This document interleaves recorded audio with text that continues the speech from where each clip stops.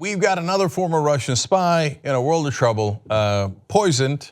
Gee, I wonder who did it. And it happened in the United Kingdom. So let me tell you the story. The mystery surrounding former Russian spy Sergei Skripal and his daughter, who remain in critical condition at a hospital in the United Kingdom after being exposed to an unknown substance, escalated Tuesday as Britain's government accused Russia of being responsible. You don't say. Really? I thought perhaps the Nigerians or the Swedes were interested in killing a former Russian spy who turned on the Russians. Was it the Russian government? Of course it was. Anyway, Skripal and his daughter were found on a bench at a mall in Salisbury on Sunday. According to a statement from the police in England's Wiltshire County, they were both being treated for suspected exposure to an unknown substance. Gee, I wonder if I've seen this movie before. All right, so now we go to a quote from a witness who found them, and this is eerie. Explaining first the spy and then his daughter, he had his palms up to the sky as if he was shrugging and was staring at the building in front of him. I remember looking back at him thinking he would catch my eye, but he was staring dead straight.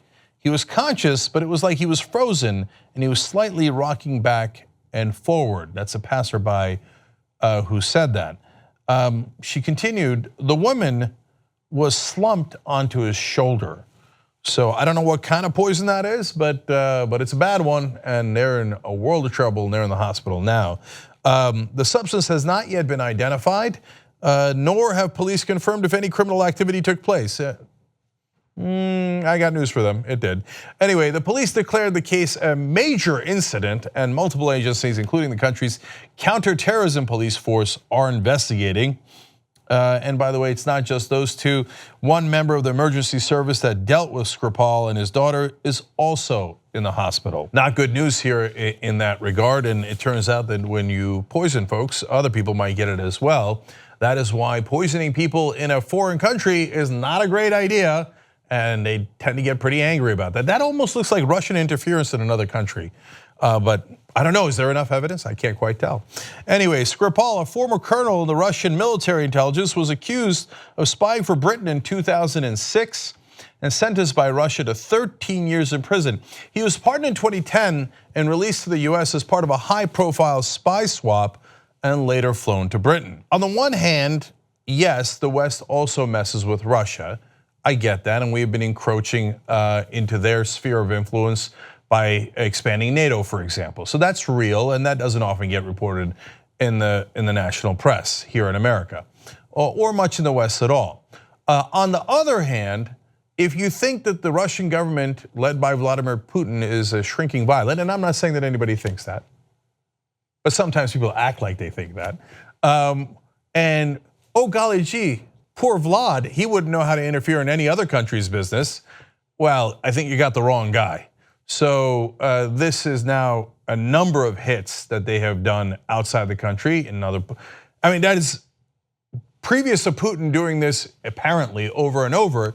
I hadn't really seen that much anywhere, except the bad old days when we used to go assassinate people left and right. So, and of course the Russians did it back then. We had a nice little lull there where we weren't killing people in other countries. But now apparently we're back to that, let alone interfering in elections, etc., right? By the way, this is again not the first time. A 2016 inquiry by the British government found Russian agency FSB, which succeeded the KGB, had Litvinenko, another former Russian spy, killed in an operation, I love this, quote, probably approved by Putin. You think? So again, let's not be naive here, guys. If there's an operation sophisticated enough and crazy enough to go kill a former Russian spy in a different country, you think Putin didn't approve that? Let's say that he didn't the first time. An oligarch did it, a Russian mobster did it, someone else did it. You think Vladimir let it happen a second time and he didn't know about it? Please, I mean, look, I hope that no one's that naive, whether they're on the right or the left. It's a preposterous thing to think. So yes, when they do it over and over again, it usually has the blessing of the guy at the top. Do I have to clarify that? Is that really a complicated thought for folks? Anyway, Now, one last piece here from a different publication, Business Insider, and I didn't know this, and I was set to do this story, and then somebody pointed this out to me before we went on air, and I thought I'd give you a little bit of extra context. Don't get over focused on this, but it is a data point.